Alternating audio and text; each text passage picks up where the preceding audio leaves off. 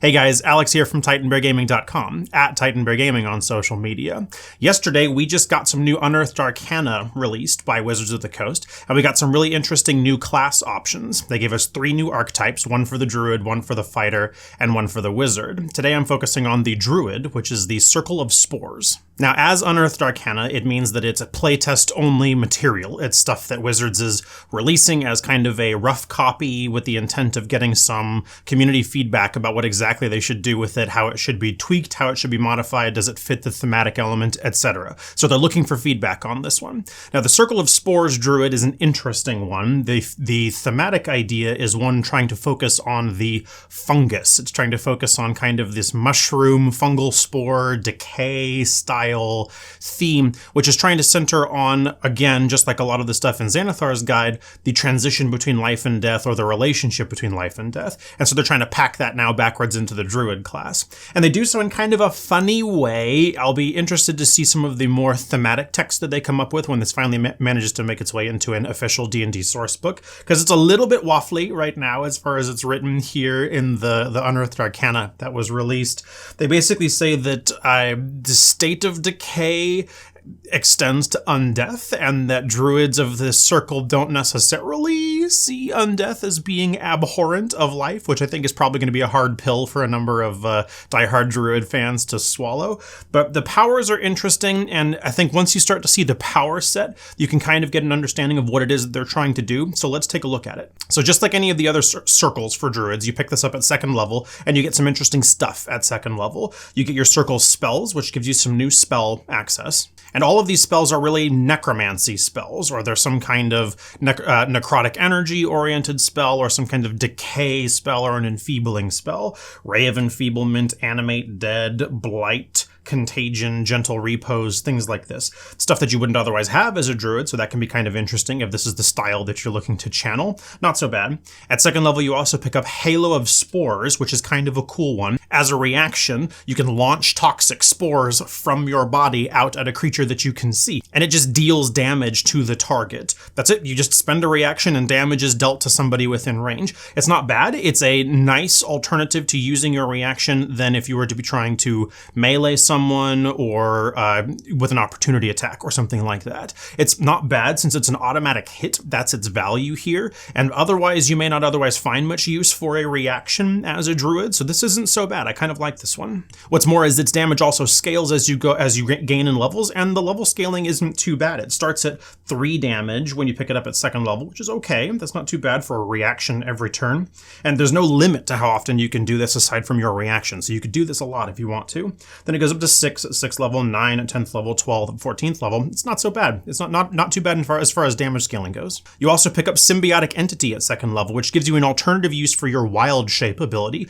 This one is cool. I appreciate what Wizards is trying to do here with as far as using kind of an unprecedented mechanic is concerned. Instead of using your Wild Shape to transform into a beast, you basically get the ability to transform into kind of a fungal lord shape kind of thing. Your physical characteristics don't change, but your fungusness changes and kind of gets amped up a little bit.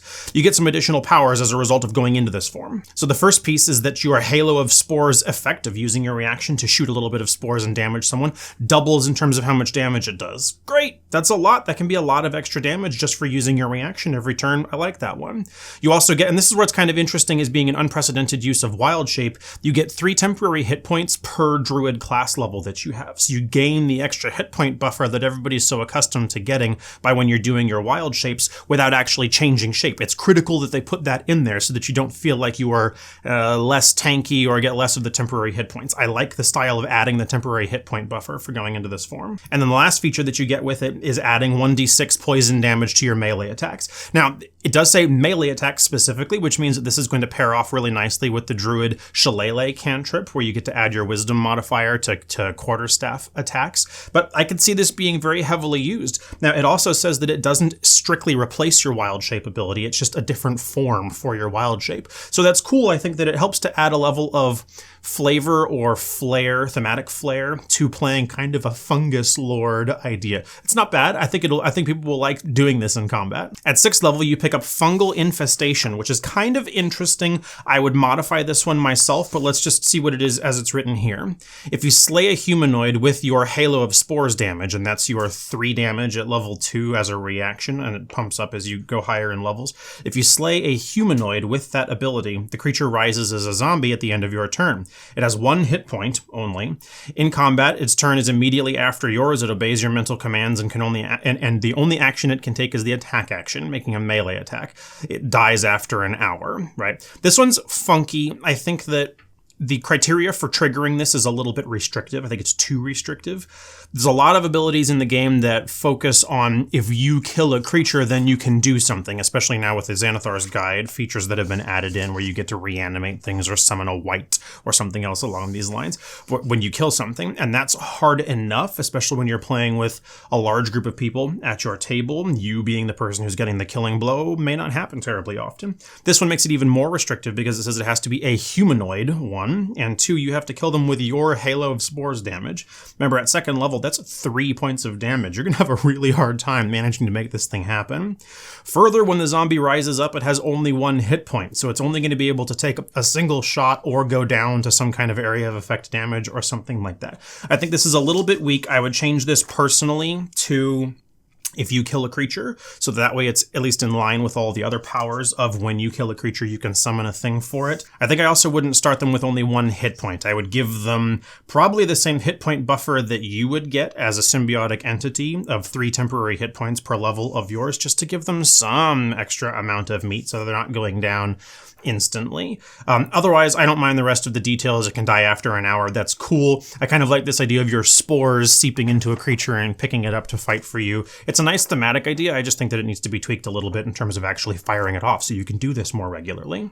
At 10th level, you pick up Spreading Spores, which is interesting. It modifies your ability to use your Halo of Spores power. Instead of just using a reaction to shoot a single shot, a single volley of spores at a creature, you can use as a bonus action, place your spores in a 10-foot cube somewhere within 30 feet of you for a minute. The cube of spores just kind of swirls there and persists, and then every turn when a creature begins its turn in that cube of spores, it takes damage equal to your Halo of Spores damage.